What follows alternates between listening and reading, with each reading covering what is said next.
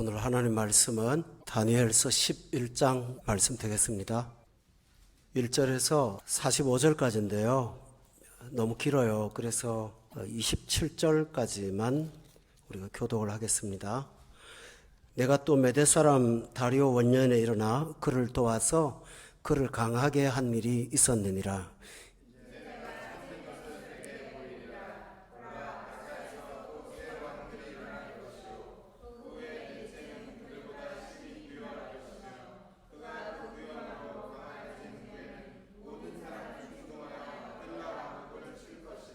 장차 한 능력 있는 왕이 일어나서 큰 권세로 다스리며 자기 마음대로 행하리라.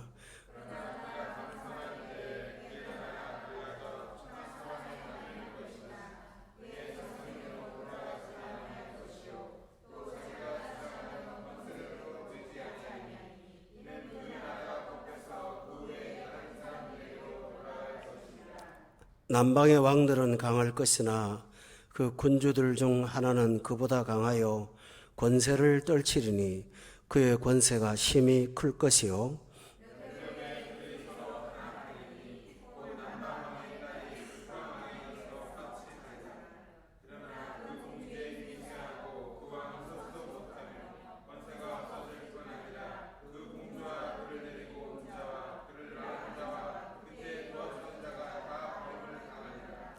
그러나 그 공주의 본 족속에게서 난 자중의 한 사람이 왕위를 이어 권세를 받아 북방 왕의 군대를 치러 와서 그의 성에 들어가서 그들을 쳐서 이기고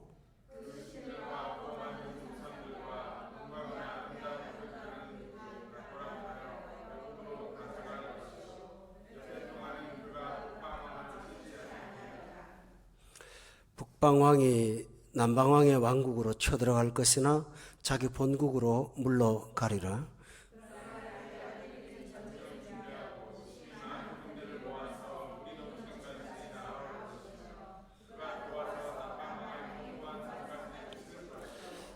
남방왕은 크게 노하여 나와서 북방왕과 싸울 것이라. 북방왕이 큰 무리를 일으킬 것이나 그 무리는 그의 손에 넘겨준 바 되리라.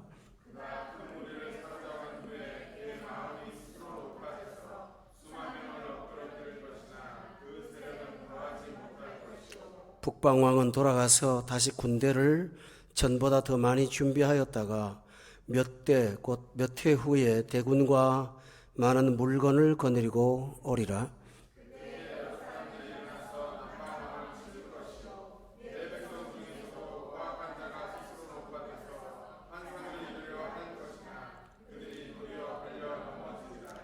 이에 북방왕은 와서 토성을 쌓고 견고한 성읍을 점령할 것이요. 남방 군대는 그를 당할 수 없으며 또 그가 택한 군대라도 그를 당할 힘이 없을 것이므로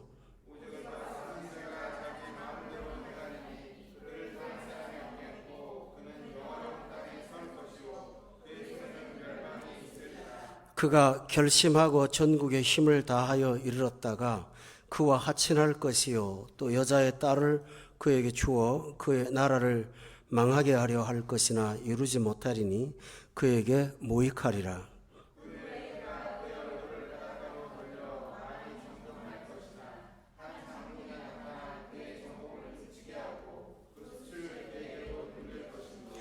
그가 드디어 그 얼굴을 돌려 자기 땅 산성들로 향할 것이나 거쳐 넘어지고 다시는 보이지 아니하리라.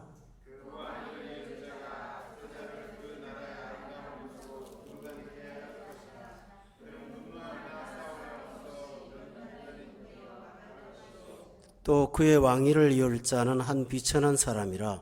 나라의 영광을 그에게 주지 아니할 것이나 그가 평안한 때를 타서 속임수로 그 나라를 얻을 것이며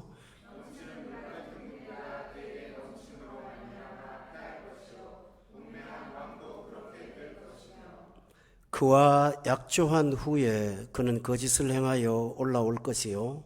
소수의 백성을 가지고 세력을 얻을 것이며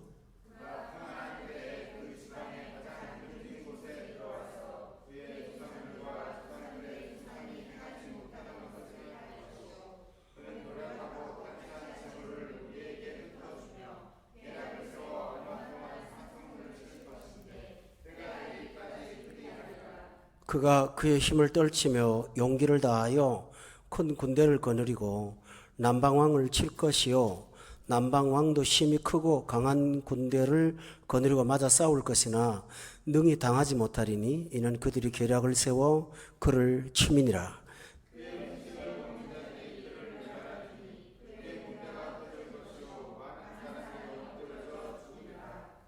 다 같이 읽겠습니다. 마음에 서로 해하고자 하여 한 밥상에 앉았을 때에 거짓말을 할 것이라. 일이 형통하지 못하리니 이는 아직 때가 이르지 아니하였으므로 그 일이 이루어지지 아니할 것임이니라. 굉장히 어렵고 또 무슨 내용인지 전혀 와닿지 않으실 것 같아요. 그러나 알고 보면 이 본문은 세상에 대한 어떤 원리를, 현상을 가르쳐주고 또 하나님의 사람은 어떤 방식으로 살아야 될까 하는 것을 가르쳐주는 아주 중요한 내용을 담고 있습니다. 그것은 뭐냐 하면 오늘 본문의 그 1절에 보면 내가 또 메대 사람 다리오 원년에 일어나 그를 도와서 그를 강하게 한 일이 있었느니라. 여기서 여러분이 주목할 구절은 그를 강하게 한 일이 있었다라고 하는 것입니다. 그런데 또 강하다는 말이 다른 본문에도 나옵니다. 몇 절이냐 하면 11장 4절에 보세요. 거기 보면 그러나 그가 강성할 때에 라고 해서 강하다는 또 단어가 나옵니다. 그 다음에 또 한번 보세요. 5절에 보면 남방의 왕들은 강할 것이나 그 군주들 중 하나는 그보다 더 강하고 라고 되어 있습니다. 그러니까 말씀은 매우 길고 어렵지만 강하다는 그 말씀이 자꾸 강조점으로 반복되고 있다는 사실을 여러분이 먼저 핵심을 좀 잡고 이 말씀 들어갈 수 있기를 바랍니다. 여기서 1절에 나오는 그 강하게 한 일이 있다 할 때는 앞에 1절에 보니까 그를 도와서 강하게 했다라고 되어 있습니다. 여기서 그를 도운 분은 누구냐 하면 하나님이십니다. 하나님이 도와서 강하게 한 일이 있었던 사람. 그런데 2절 끝에 보니까 강하다는 말이 거기 또 나옵니다. 심히 부요할 것이며 그 나왔죠, 그죠? 그 부요함으로 강해진 사람이 있다고 되어 있습니다. 여러분 금방 분별이 되죠? 하나님의 은혜로 강해진 사람이 1절에 나오고 2절에는 부요함으로 인해서 강해진 사람이 있다고 되어 있습니다.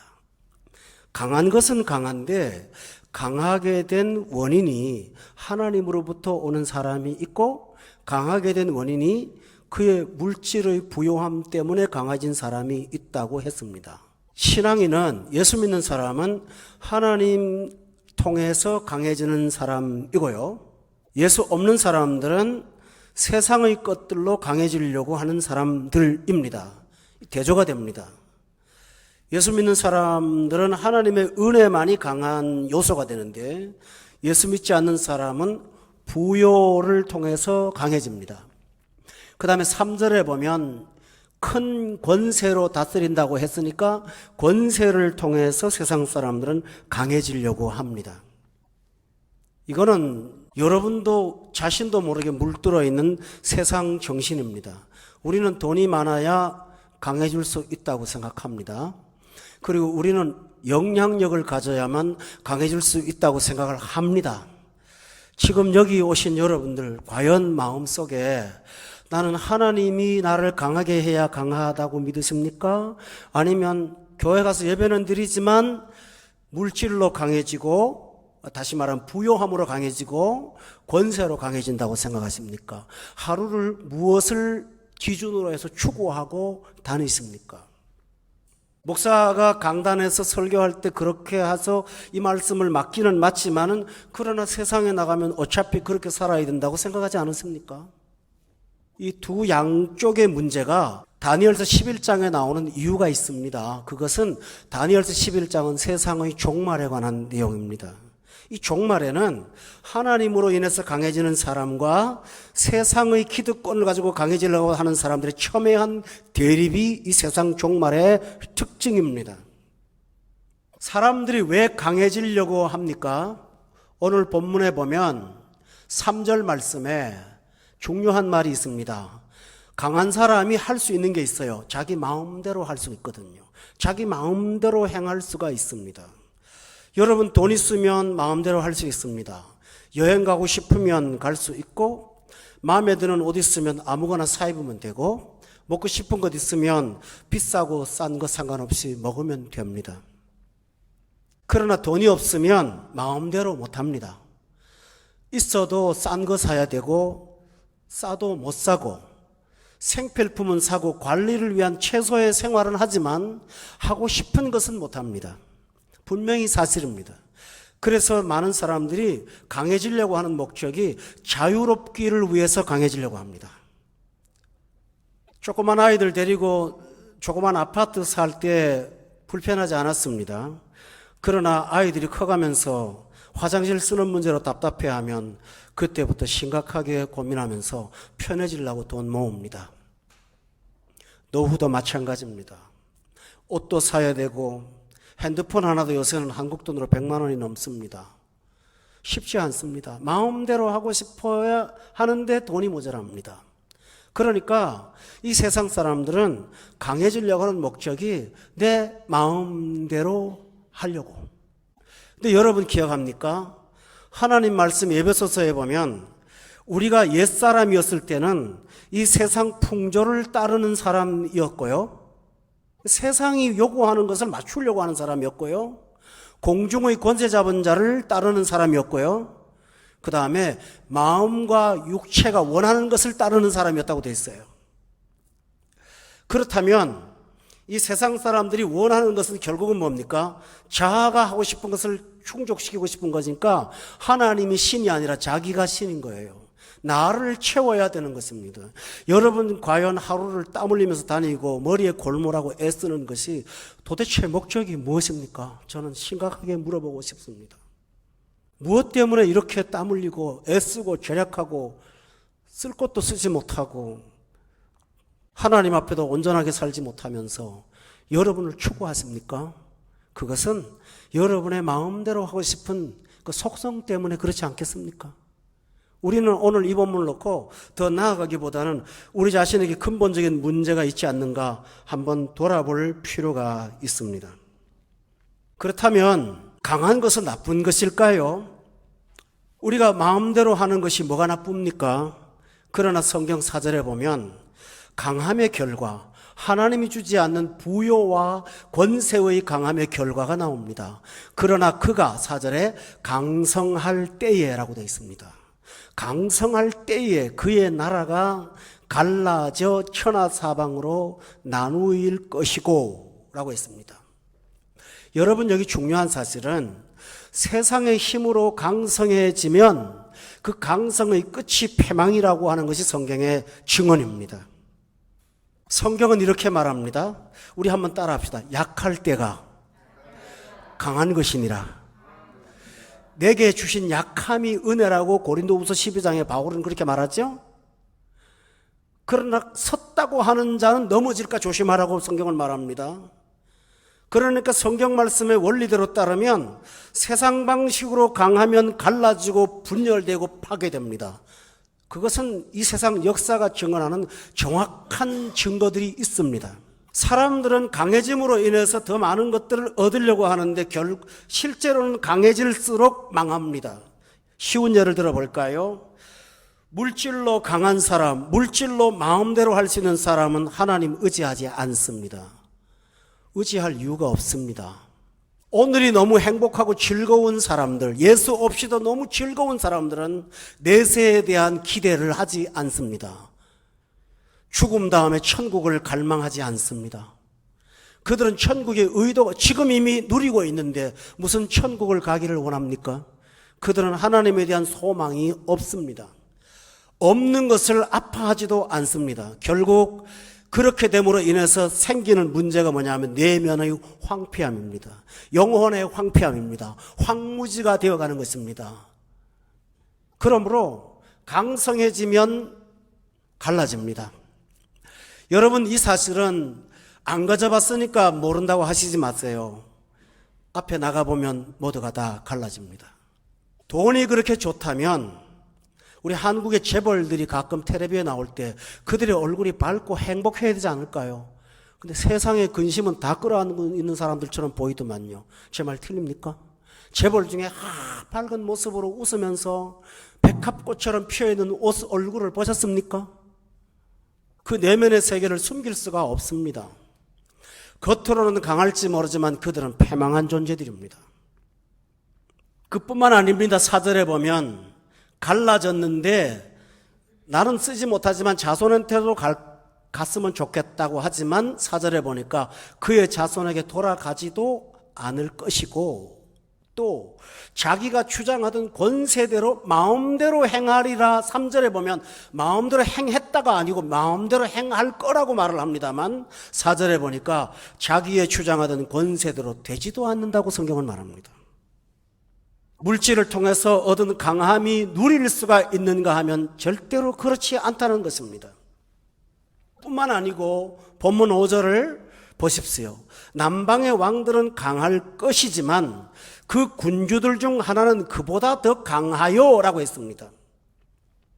이 세상은 강한 사람 위에 또 강한 자가 있습니다. 여러분, 하나님을 의지하는 사람은 더 강한 것이 없습니다. 왜 그럴까요? 하나님 이상으로 강한 분이 있으십니까? 하나님으로 힘으로 얻은 사람은 그 강함을 세상과 비교할 필요가 없습니다. 그는 절대적인 강함 속에 살고 있습니다. 그러나 세상의 강함은 언제나 상대적입니다. 그래서 내가 세상적으로 강하면 더 강한 자가 이 약한 강한 자를 먹는 것이 적자 생존의 원리가 아닙니까? 맞나요? 그리고 우리는 우리보다 더 강한 것에 대한 추종하는 것 때문에 절대로 만족하지 못합니다. 그러나 하나님의 은혜로 강하면 내 영혼이 족합니다. 내게 맞는 분깃입니다. 내게 넘치는 것입니다. 그래서 내 잔이 넘치나이다 라고 고백할 수가 있습니다. 따라서 세상의 강함은 마음의 원대로 되는 것이 하나도 없고 유익도 없다고 성경은 분명히 말하고 있습니다. 여러분, 하나님께서 당신이 참 사랑하던 사람들한테 가장 진노한 때가 성경에 보면 공통적으로 나옵니다. 언젠지 압니까? 다윗이라는 사람이 소년으로서 골리앗을 싸워 이길 때 물맷돌 5개 들고 하나님의 이름을 의지할 때 하나님은 그를 굉장히 기뻐했습니다. 그러나 권력을 쥐고 부를 쥐고 영향력을 갖고 있으면서 그 영향력을 더 늘리려고 군대를 육성하기 위해서 인구 조사를 하기 시작했을 때 하나님은 그 다윗 때문에 3만 2천 명을 죽이셨습니다. 아십니까? 히스기야가 하나님 앞에 겸허히 말씀을 듣고 엎드렸을 때 하나님은 히스기야를 전에도 없고 후에도 없는 왕으로 만들어 준 적이 있습니다.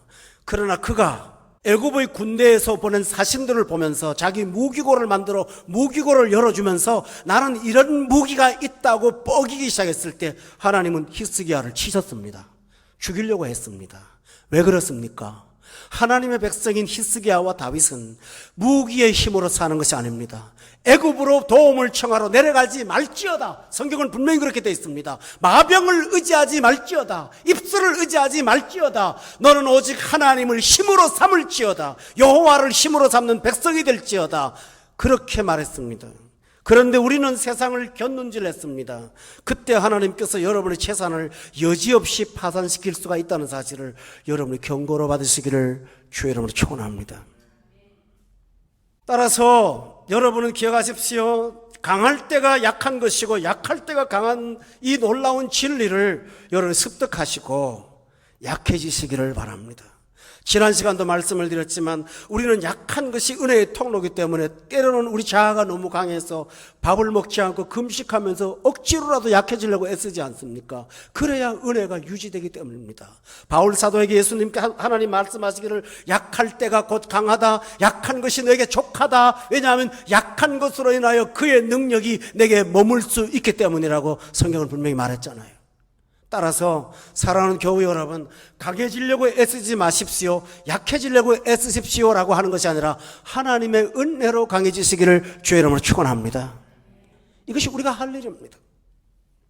여러분이 성경 말씀 디모데후서 2장 2절을 다 같이 찾아서 함께 보고 이 말씀 여러분 한번 좀 외우셨으면 좋겠어요. 디모데후서 2장 1절입니다. 같이 한번 읽어볼까요? 2장 1절 말씀 시작.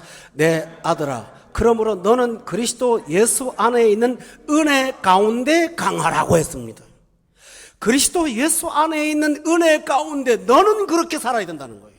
세상은 부요로 강하고 권세로 강하지만 너는 은혜로 강해야 된다고 말씀하셨습니다. 오늘 아침 인터넷에서 제가 즐겨보는 사이트가 있습니다. 기독교 사이트인데요. 거기에 제가 참 존경하는 목사님, 홍정길 목사님이 나오셨습니다. 그분이 뼈아픈 고백을 하시면서 나는 목회를 실패했습니다. 저는 목회를 강하고 싶었습니다. 미국에 있는 척 스미스의 교회와 갈 수종교회 같은 대형 교회들을 모델링으로 하고 저는 숫자를 늘리는데 주력하고 살아왔습니다. 그 결과 당신이 목회한 교회는 숫자가 많습니다. 그런데 진짜 쳐다보면 껍데기인 예배당과 채워지지 않는 영혼들만 가득 찬 쭉정이와 같은 것이라고 그는 고백하면서 내가 목회를 실패했습니다. 이건 진심입니다 하고 가슴 아파하는 걸 제가 들었습니다. 사랑하는 여러분, 목회자도 이 유혹에 끌릴 수 있거든요. 수단과 방법을 떠나서 어떻게든지 외형적으로 강해보려고 하지만 성경 말씀을 기억하십시오. 강성할 때 나뉘어진다는 거 잊지 않길 바랍니다. 강성할 때 나누어지는 거예요. 하나님의 은혜로 강하면 나누어지지 않아요. 육신의 모양이나 사람의 전략은 절대로 너무 계속되지 않습니다. 따라서 여러분은 다시 말씀드립니다. 예수 안에 있는 은혜 안에서 강하기를 주의 이름으로 다시 한번 부탁드립니다. 사람들은 강한 수단을 다시 다니엘서로 돌아가겠습니다. 처음에 2절은 다시 봅시다. 부요함으로 강해진 사람이 있고요. 3절에 보니까 권세로 강해지는 사람이 있고요. 그래도 그거 갖고 잘 안 되니까요. 이거 강한 게 좀 부족해서 그렇다고 말을 하면 생각을 합니다. 5절에 보면 강한데 강한 사람한테 뺏기거든요. 그러니까 6절에 그들은 더 강하기 위해서 6절 보세요. 몇 해 후에 그들이 서로 단합을 한다고 했습니다. 남방왕의 딸이 북방왕에게 가서 화친을 했습니다. 대표적인 예를 들까요? 여러분 다윗의 아들 솔로몬이 왜 패망했는지 압니까? 그는 하나님 앞에 복을 많이 받은 사람이에요.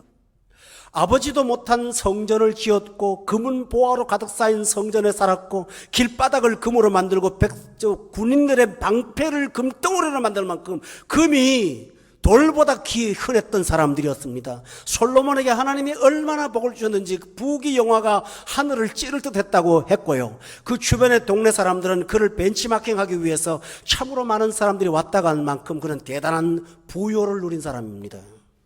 그런데 그가 패망하기 시작합니다. 자기가 누리고 있는 부요를 지키기 위해서 군대를 육성하는데 불안한 거예요.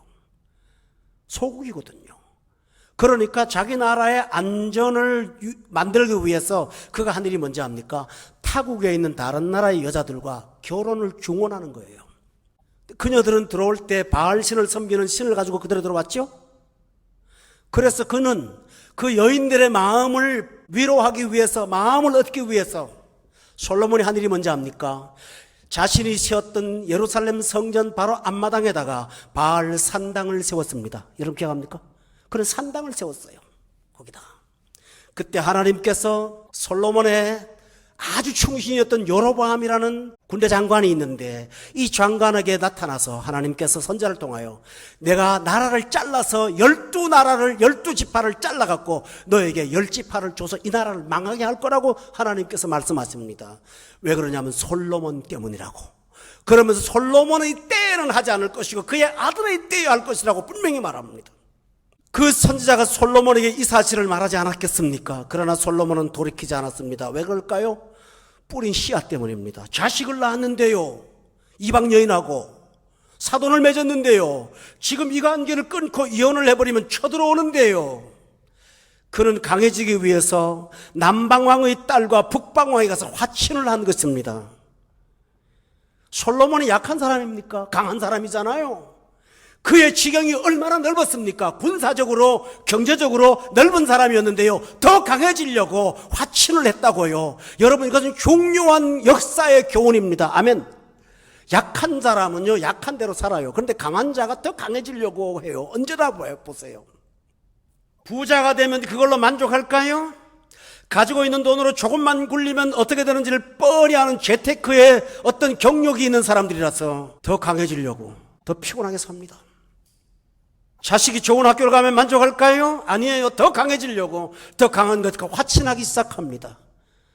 솔로몬은 그랬습니다. 다시 6절을 보십시오. 남방왕의 딸이 북방왕에서 화친을 하는데 그러나 그 공주의 힘이 쇠해진다고 했습니다.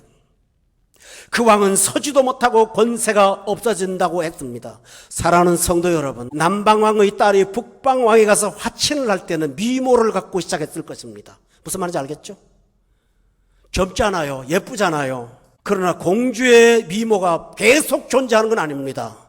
남자를 유혹할 만큼 아름다운 외모가 계속 유지되는 건 아닙니다. 그래서 6절에 보면 그 공주의 힘이 쇠해지는 날이 있다고 했지 않습니까? 자기의 매력과 사람을 끄는 어떤 외적인 것들이 사라지고 나니까 그 왕은 서지도 못하고 권세가 없어질 뿐만 아니라 그 공주와 그를 데리고 온 자와 그를 낳은 자와 그때 도와둔 자가 도매금으로 다 뭡니까? 버림을 당한다고 되어 있습니다. 여러분 맞죠? 세상은 꼭대기에 줄을 잡았던 어떤 우두머리가 무너지면 한꺼번에 다 내려가잖아요. 싹 무너지잖아요. 공주 하나 때문에 먹고 사는 사람, 공주의 미모 때문에 와서 취직한 사람, 돈 버는 사람, 땅 얻은 사람 전부 있을 거 아닙니까? 그러나 한 사람의 세짐으로 졸지에 황폐한 게 이 세상의 특징입니다. 교회 여러분, 성경입니까? 저 물어봅니다. 현실입니까? 오늘 우리 얘기예요. 맞죠? 현실이에요. 그러면 결과는 뭘까요? 여러분이 세상으로부터 강해지려고 하면 그 강함이 여러분에게 적이 돼요. 저는 여러분에게 경고합니다. 제가 경고하는 게 아니죠. 이 경고를 말씀드립니다. 여러분 있는 바를 족한 줄로 여기세요. 그리고 더 강해지려고 하지 마시고요. 하나님의 은혜로 강해지려고 애쓰면서 주어지는 대로 감사함으로 살아가시기를 예수 이름으로 축원합니다. 그러지 않으면 여러분이 만든 강함이 여러분을 덮어버리게 될 것입니다. 여러분 기억하십니까? 하나님께서 가장 진노했던 창세기 사건이 하나 있습니다. 바벨탑의 사건을 기억하십니까? 그 탑을 쌓는데 무슨 도덕적으로 잘못하는 거 아니잖아요. 그렇죠? 뭐 건설하겠다는데 뭐 잘못이에요? 그러나 그들이 탑을 세우는 목적은 강해지려고 한 겁니다. 하나님 없이 강해지려고요. 우리가 지면에 흩어짐을 면하고 우리 대를 쌓아서 우리 이름을 세상에 알리자. 그래서 그들은 연합했습니다. 남방의 공주가 북방왕과 연합한 거예요. 연합했어요. 그런데 하나님께서 그들을 갈라놓는 방법이 뭔지 압니까? 언어를 혼잡하게 해서 의사소통이 불가능하도록 만드신 거예요. 결국 바벨탑은 갈라지고 말았죠. 하나님이 없이 강해지려고 하면 하나님께서는 그 부분을 반드시 해결하십니다. 여러분 왜 그럴까요? 여러분이 그 강한 것을 가지고 의지하면서 사는 것을 하나님이 방치하면 여러분은 더 뜨겁게 패망하거든요. 더 무섭게 패망하니까 하나님이 치셔서 안전을 보호하시는 거예요. 따라서 사랑하는 성도 여러분, 이 말씀을 경고로 받는다면 저도 목회자로서 경고를 받아야 되고 여러분도 삶으로서 너무 물질에 탐닉하지 마세요. 강해지려고 애쓰지 마세요. 지금도 살고 있지 않습니까? 족한 바로 여기고 사시기를 예수 이름으로 축원합니다. 11절을 한번 보시기 바랍니다. 6절을 보면 서로 단합했다고 그랬잖아요. 누가요? 남방왕의 딸을 보내서 북방왕하고 화친해서 단합했잖아요. 그러나 11절에 보면 남방왕이 노하여 나와서 북방왕과 싸울 거라고 하지 않았습니까? 화친했던 자들이 이제는 서로가 갈라지면서 13절에 보세요. 그 화친이 갈라지고 나니까 북방왕은 돌아가서 다시 군대를 전보다 더 많이 준비해갖고 또 싸우러 온다고 하지 않았습니까? 그때의 14절에 보니까 사람들이 일어나서 남방왕을 칠 것이고 내 백성 중에서도 포악한 자가 스스로 높아져서 환상을 이루려 할 것이나 그들이 도리어 뭐라고 했나요? 걸려서 뭐 한다고요? 넘어질 거라고 했어요. 15절에 보세요. 그러니까 이번에는 북방왕이 난리가 났습니다. 북방왕은 와서 토성을 쌓고, 이 토성이 뭔지 알죠? 성의 높이만큼 흙을 쌓고 견고한 성읍을 점령할 것이요, 남방군대는 그를 당할 수도 없고 그가 택한 군대라도 그를 당할 힘이 없을 거라고 했습니다.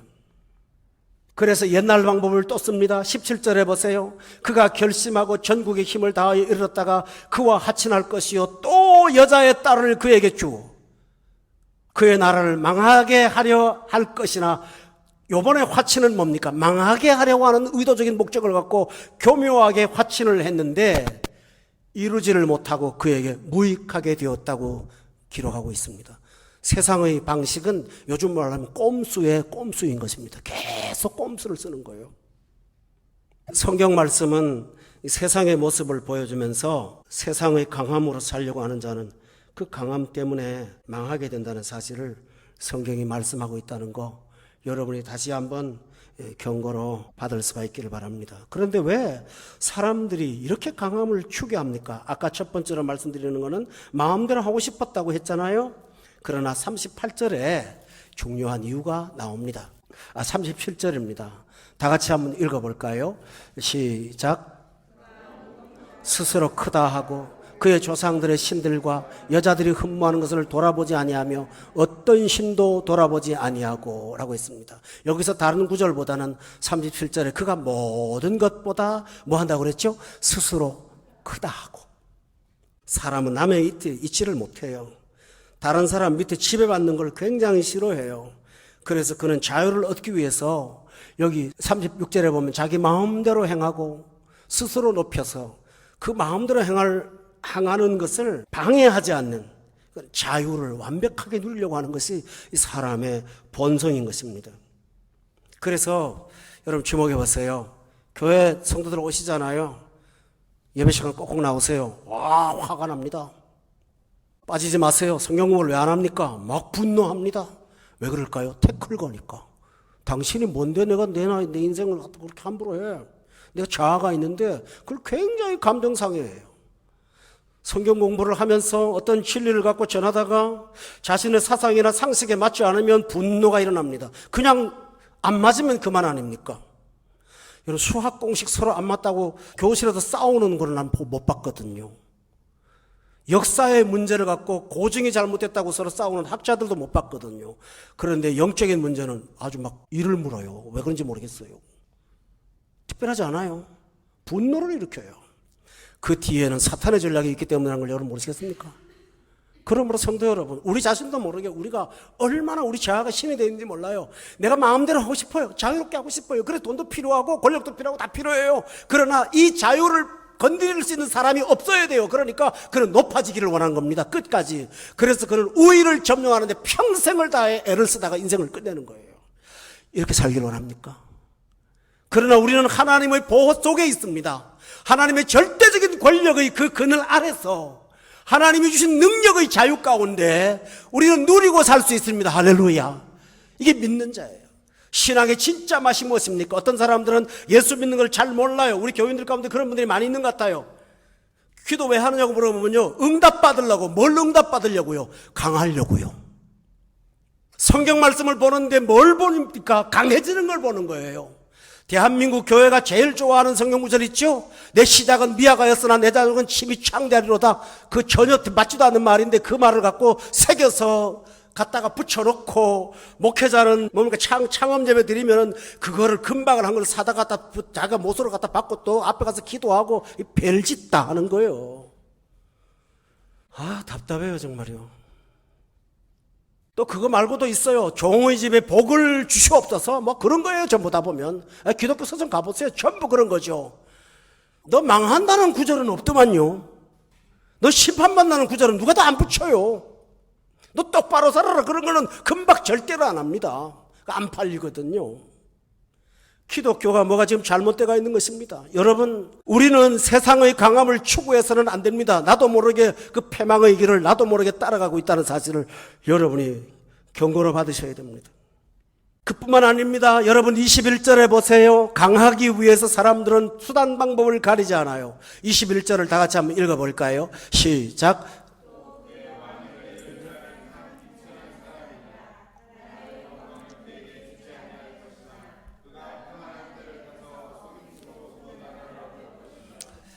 속임수로 평안한 때를 타서, 그가 평안한 때를 타서 속임수로 그 나라를 얻는다고 했어요.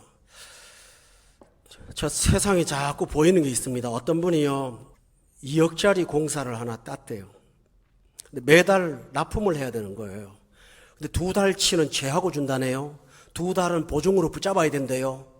그래서 안 준대요. 석 달째부터 어음으로 받아요. 2달치는 깠어요. 그리고 마지막 달에는 하자보수한다고 2달치는 뺏긴답니다. 4달치가 날아가고 24개월 중에서 20개월만 받았습니다. 마진이 얼마냐고 물어봤더니 3%래요. 4달치가 3%가 넘죠. 뼈 빠지게 고생해서 남은 거 하나도 없는 거예요. 세상은 의도적으로 겉으로는 액수가 커서 먹고 살 수 있도록 만들 것 같지만 그 배후에 들어가면 절대로 그렇지 않아요. 그러니까 평안한 때를 타서 속임수로 그 나라를 얻는 겁니다, 여러분. 문제는 여러분이 그 탐욕에 빠지지 않는다면 그런 유혹이나 그런 구조 속에 들어갈 이유가 없잖아요. 맞습니까? 여러분이 강하겠다고 생각하지 않으면 그거 그렇지 않잖아요. 그러므로 이 세상이 얼마나 무서운 소식이라는 걸 보여줍니다. 여러분, 어떤 분들은 다니엘서를요 이상하게 해석을 해갖고 뭐 로마가 어떻고 뭐 원자탄이 떨어지고 별소리 다 합니다만, 하나님은 그런 식으로 세상을 말하지 않아요. 여러분, 그거 아니고 폭탄 때문에 세상이 망한 게 아니라 인간의 썩은 죄성 때문에 세상이 망하는 거예요. 맞아요? 원자탄 때문에 망하는 게 아니에요. 그걸로 망하려면 벌써 망했어요. 하나님이 그걸 막잖아요. 이 지구가 200번 깨져도 남을 만큼 원자 핵이 얼마나 많은데요. 그게 아니라 인간의 죄성 때문에 망하는 거예요. 스스로 망하는 거예요. 이렇게 설교를 해도요 결국은 또 거기 가요. 짠물처럼 목이 매달려서 거기가 살아요. 그리고 나중에 인생의 끝에서 허무한 것을 느낄 수밖에 없는, 모든 사람이 갔던 그 길을 왜 따라가시려고 하는 겁니까? 사랑하는 성도 여러분, 이 세상은 속임수 투성이라는 사실을 기억합니까? 제가 이런 말을 할 때 목사님이 설교만 하시는 분이 뭘 알아요? 나 여러분보다 더 많이 하는 거 있어요. 세상 밑바닥을 살아본 사람이에요. 1년에 3분의 1을 뜯기고 살았으니까요, 목회하면서도. 성도 여러분, 성경이 말하는 이 구절들은 결코 가벼운 것이 아니니 잘 귀담아 듣고 지혜롭게 살 수 있도록 주의 이름으로 축원합니다. 또 하나 보세요. 23절에 보면 그와 약조한 후에 그런 거짓을 행한다고 했어요. 이 세상의 특징이 뭔지 압니까? 약속 얼마나 잘하는데요. 뭐 문서로 약속을 하고 조약을 하고 별거 다 합니다. 그러나 그거 지킵니까? 되지 않아요, 여러분들이요. 무엇을 갖고 이 세상의 약속에 대한 근거를 신뢰할 수가 있어요? 그 약속에 대한 보증이 뭐예요, 여러분들이요? 한번 물어봅니다. 뭘 갖고 보증할래요? 은행이 보증 쓴다고요? 아니요. 요즘에 은행들이 어떤 일을 하는지 아십니까? 여러분 은행 아시니까 잘 아실 거예요. 은행이 담보로 인해서 채권을 갖고 있습니다. 그런데 그 채권이 날아갈 것 같으면 그 채권을 싼 값에 조금 덜 받고 팔아버려요, 다른데. 유동회사에다가.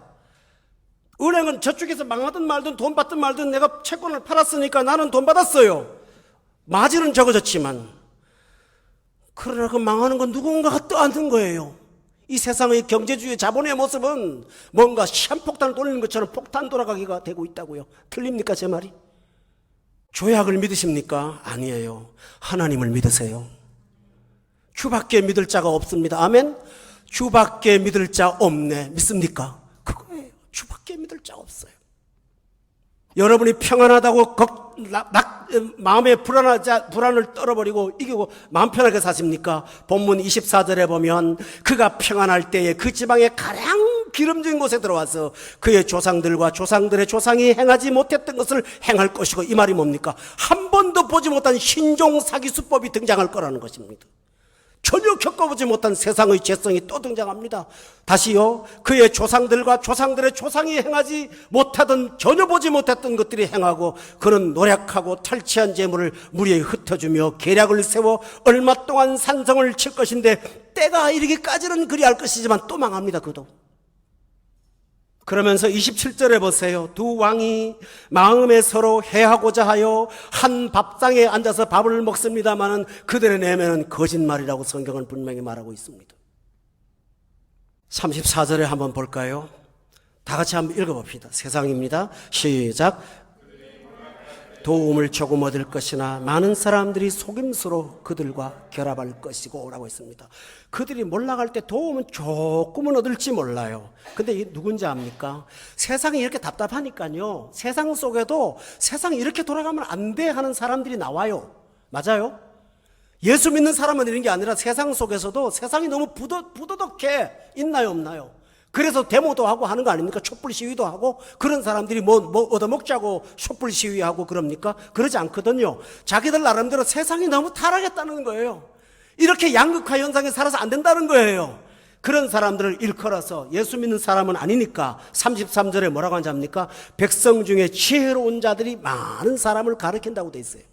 따라합시다. 백성 중에 지혜로운 자. 그래요. 이런 세상을 따라 살지는 못하겠어. 그러니까 세상을 좀 바꿔야 돼 라는 사람이 이 세상에 등장하는데, 하나님 없이 자기가 한번 세상을 바꿔보려고 노력하는 어떤 소수의 엘리트들이 있다고요. 맞아요? 많아요. 그런데 그런 사람들을 이 세상은 굉장히 기다려요. 종교적인 어떤 역량이 없으면서 굉장한 휴머니즘을 갖고 있는 어떤 사람들을 지도자처럼 기다리고 목을 말라요. 정말 그 사람들은 욕심도 없어요. 소명을 갖고 있어요. 나라 하나 잘 만들어 보겠다, 가난한 사람 잘 살려보겠다고 하는 어떤 그런 거룩한 의도를 갖고 있다고요. 그러니까 사람들이 야, 종교도 썩었어, 그 사람 괜찮아 하고 매달립니다. 맞습니다. 그러나 33절에 보세요. 백성 중에 지혜로운 자들이 많은 사람을 가르치기는 할 것입니다. 그들은 할 수 있는 게 가르치는 것은 합니다. 선생은 합니다. 이렇게 살아서 안 되라고 말은 안 합니다. 그러나 그들이 칼날과 불꽃과 사로잡힘과 약탈을 당하여 여러 날 동안 몰락하리라. 순수한 의도를 갖고 세상을 바꿔보려고 노력했던 많은 개혁자들이 얼마나 많이 기존 정치 세력에 의해서 무너지고 있습니까? 되던가요? 한국을 끌고 가는 어떤 오랜 세월의 그 뭡니까? 기득권층의 세력들이 쉽게 무너지지 않는 거예요. 좋은 의도를 갖고 그 앞에 나가지만 항상 절벽에 부딪히고 무너지고 쓰러집니다. 무서운 계략, 정치적인 전략, 술수, 인간의 어떤 약점을 파헤치는 무서운 어떤 방법들, 이 방법은 속수무책입니다. 왜 그럴까요? 지혜로운 자도 죄인이거든요. 결점이 있거든요. 자기가 결점이 없다 하더라도 밑에 사람들이 문제가 있거든요. 그러니까 세상 속에서 구원을 이루고자 하는 세상의 사람들은 언제나 성공을 못한다는 거예요. 34절에 보세요. 그들이 몰락할 때에 어떻게 합니까? 도움을 조금은 얻어요. 그러나 많은 사람들이 그 어려울 때 속임수로 그들과 결합을 해서 그들도 쏘가요. 35절에 보세요. 그들 중 지혜로운 자 몇 사람이 몰락을 해요. 그런데 거기 희망이 있어요. 그 무리 중에서 연단을 받아 정결하게 되며 휘게 되어 마지막 때까지 이르는 소수의 사람들은 있을 수 있다고 했어요. 이것은 뭐냐 하면 하나님 앞으로 돌아오는 사람들이 있다는 거예요. 세상 방법 갖고 안 되는구나, 정말 예수밖에 없어 하고 그 무리 중에서 연단을 실컷 받다 보니까 이상 갖고 되는 것도 아니야, 의로운 사람 몇 명 모여갖고 되는 것도 아니야. 나중에 알고 보니까 그 속에도 똥이는 자가 있어. 자기 스스로 세상을 탄식하고 한탄하고 절망하는 사람들이 굉장히 많아요. 도덕주의자일수록 절망이 큽니다. 그러다 보니까 그때서야 눈을 뜨고 하나님밖에 없는 거 아니야? 주밖에 없는 거 아니야? 하고 소수의 몇 사람이 돌아올 거라고 성경은 말합니다. 그러나 그들은 구원은 개인이지, 그 개인 구원이 세상을 바꾸는 것은 절대로 아닙니다. 왜 그럴까요? 여러분 잊지 마세요. 이 세상은 좋아지지 않습니다. 여러분, 좋아진다면 하나님께서 왜 마지막에 이 세상이 다 사라져버리는 불꽃으로 사라진다고 말합니까? 그렇죠. 세상이 좋아지고 개선된다면 하나님께서 희망을 걸지, 왜 이 세상은 새하늘과 새 땅에 도래하고 처음 땅과 처음 세상은 불에 체질 녹아지는 것처럼 다 사라질 거라고 성경이 선포합니까? 성경대로 말하면 이 세상에 대한 희망이 별로 없는 거예요. 오직 하나님께서 최소한의 어떤 이 세상을 지탱하는 힘을 갖고 사는 거, 그거밖에는 능력이 없는 거예요. 아멘. 여러분이 성경적인 눈을 좀 뜨세요. 그래야 세상에 끌려다니지 않아요. 어떤 면에서는 그리스도인들은 세상의 악에 끌려다니는 것보다는 세상 속에서 세상의 방법에 끌려다니는 경우가 더 많아요. 그러나 우리는 하나님의 사람들입니다. 저는 늘 말하잖아요. 여당도 아니고 야당도 아니고 우리는 천당이라고요.